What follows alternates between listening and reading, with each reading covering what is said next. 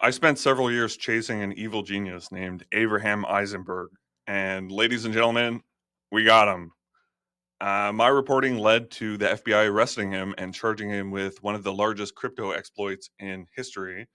And I was actually interviewed by CoffeeZilla to talk about my reporting on this. And this was back before I had YouTube, so I didn't know who CoffeeZilla was. And I thought this was just some random guy on YouTube interviewing me. So today, I want to celebrate one of the people who caught the guy that I didn't catch, which in this case, his name was Avraham Eisenberg or Avi Eisenberg. Now, here's my Twitter thread with this guy. Back in 2022, I had this scoop and let it drop. He exploited something called Fortress DAO for a little over $10 million. I said I wanted to talk. We started talking a bit. We moved it over to Discord. Ultimately, never made a story out of it because it was so complicated, so convoluted.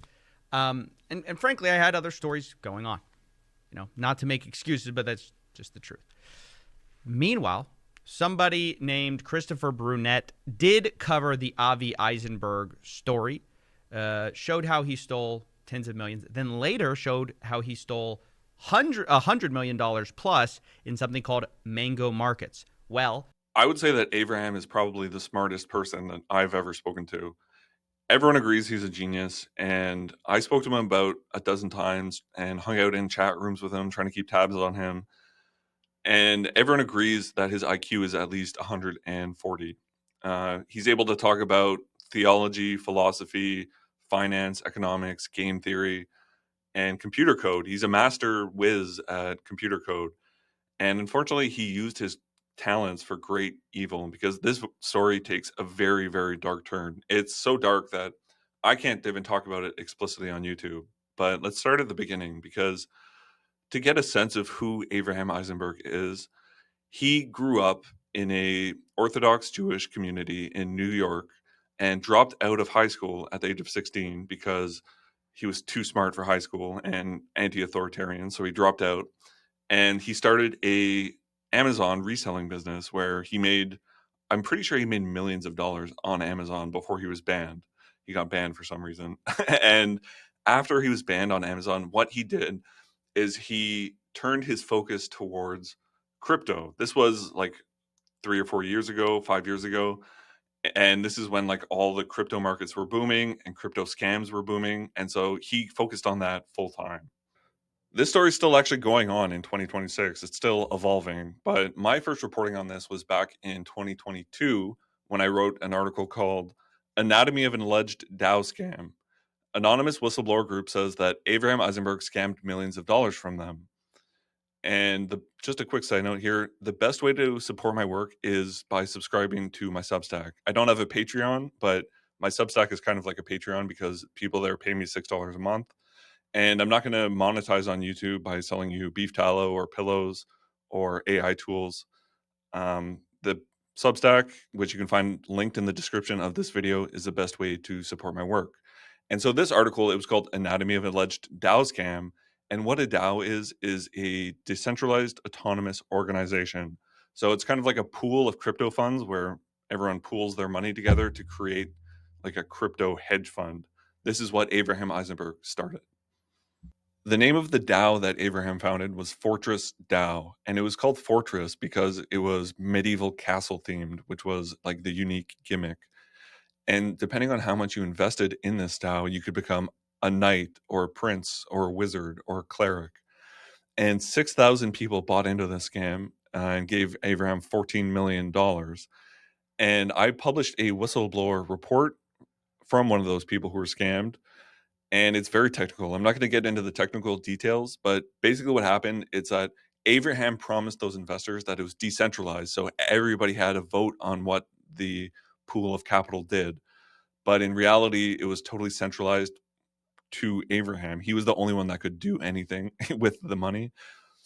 And so he took the $14 million and he replaced it with a totally useless coin that he made out of thin air. And when people were like, hey, why'd you take our money and replace it with this random coin that you just made up out of thin air? He said, okay, fine. I'll give you half your money back if you promise not to sue me. and they negotiated, and that's actually what they settled on, is that he kept half and the investors kept half. So he walked away with $7 million, and they promised not to sue him. And that $7 million was instrumental in his later scams, because to pull off $100 million plus scam later on, he needed to invest a few $1 million to get the ball rolling. And so this is where he got that initial capital from, by scamming Fortress DAO. Fortress DAO was a small enough scam, apparently, that it flew under law enforcement's radar because nobody investigated him and nobody punished him, even after I published that whistleblower report. And that lack of punishment seems to have emboldened him, because his next scheme emerged on October 11th, 2022, when somebody took roughly $114 million from Mango Markets, which is a decentralized cross-margin trading platform where traders can use up to 20 times leverage. So a centralized trading platform would be, for example, Coinbase or FTX. When you trade on those platforms, the coins go through a back end where compliance checks them and performs the trade. But on Mango Markets, those trades are decentralized, so it happens automatically with just one line of code. And nobody could figure out who exploited Mango Markets and took $114 million from this decentralized platform. It was an extremely sophisticated and complex attack. I'm not going to get lost in the weeds explaining the technical details to my readers, but somebody, we don't know who at this point, they exploited the platform by manipulating the spot price of the Mango Markets token.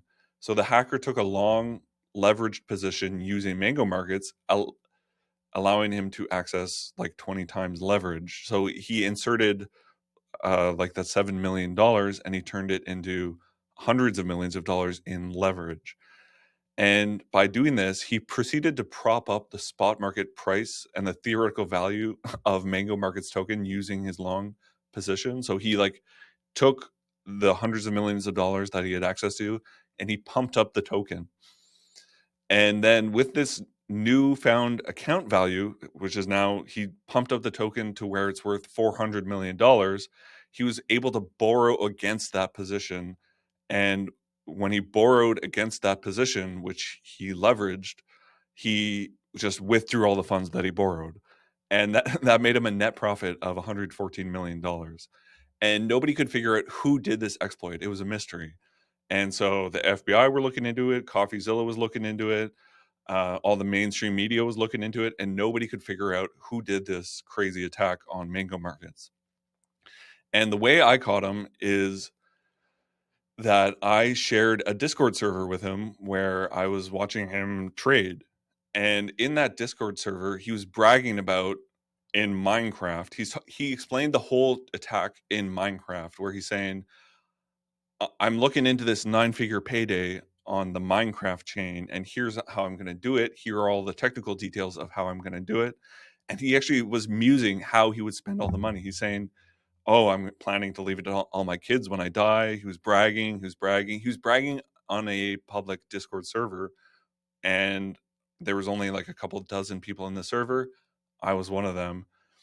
And so after I found him bragging on the server, I tracked down his transactions on the blockchain.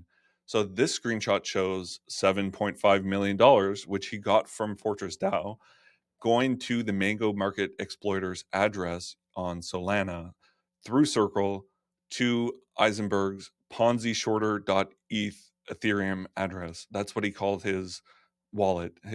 He used the name Ponzi Shorter. Ladies and gentlemen, we got him. An article called Exclusive: The Man Who May Have Milked $100 million from Mango Markets. His name is Avraham Eisenberg. And I used the word may have milked because I didn't want him to sue me, but I turned out to be right. And so I published that article on my Substack. It was a big bombshell. The mainstream media picked it up, and everyone all of a sudden knew it was Avraham Eisenberg. So then I went back to him to ask him for a comment, and he admitted it to me.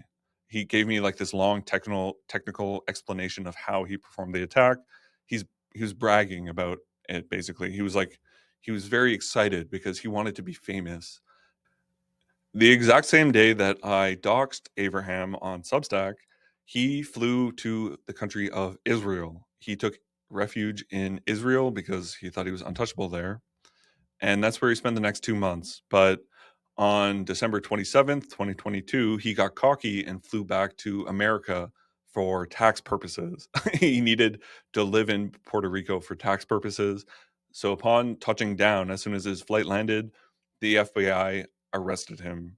And the court documents say that Eisenberg engaged in a scheme involving the intentional and artificial manipulation of the price of perpetual futures contracts on a cryptocurrency exchange called Mango Markets. And for their investigation, the FBI actually interviewed me, and the court documents all give credit to my article that identified him as the one who exploited Mango Markets. Now, in between the time that he fled to Israel and came back to Puerto Rico and was arrested by the FBI, he went on a big publicity tour where he repeatedly took credit for this exploit. And it was very brazen. And he actually put out a statement saying that I was involved in a highly profitable trading strategy. He called it a highly profitable trading strategy. And he actually went on like the biggest cryptocurrency podcast in the world where he explained that what he did was not a hack, it wasn't illegal.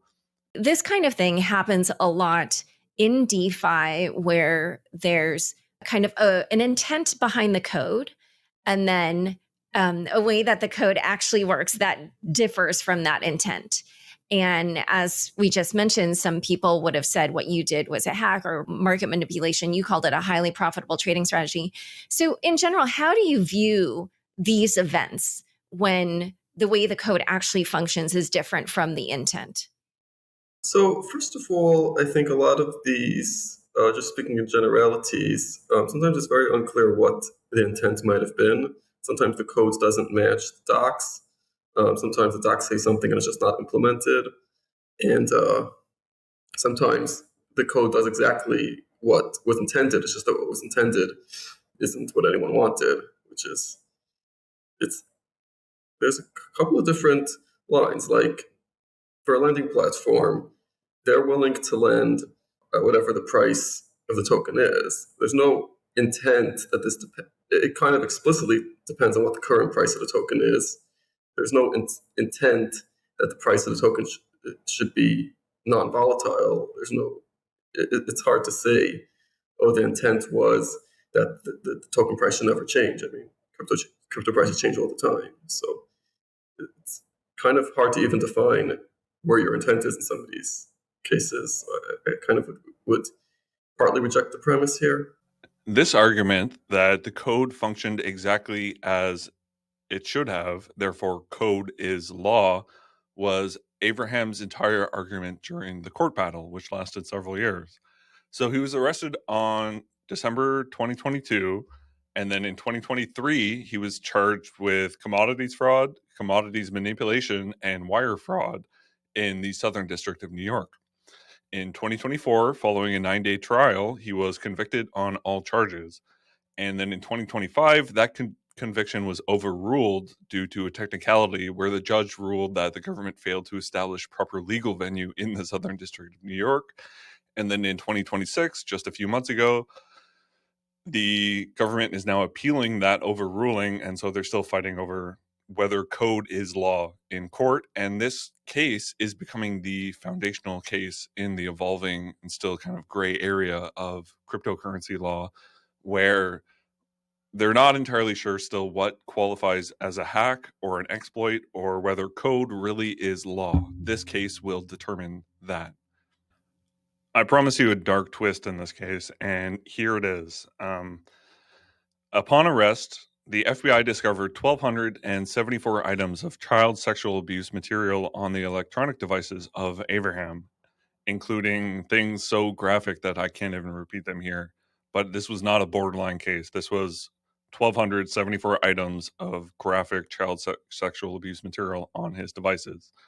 And in May 2025, Avraham Eisenberg was sentenced to 52 months in federal prison after pleading guilty to possession of child sexual abuse material. So taking down this guy is something that I am very proud of. I'm proud that my report found out who this person was. And even though I didn't find that material on his electronic devices, my reporting is what led to the FBI finding it. And so if you value this kind of investigative work that comes with risk and no institutional backing, like Avraham threatened me, he threatened to sue me. It was kind of a risky investigative project that I undertook. Please support me by subscribing to my Substack. You can find it at the link in my bio so I can keep doing more of these investigations. Thank you.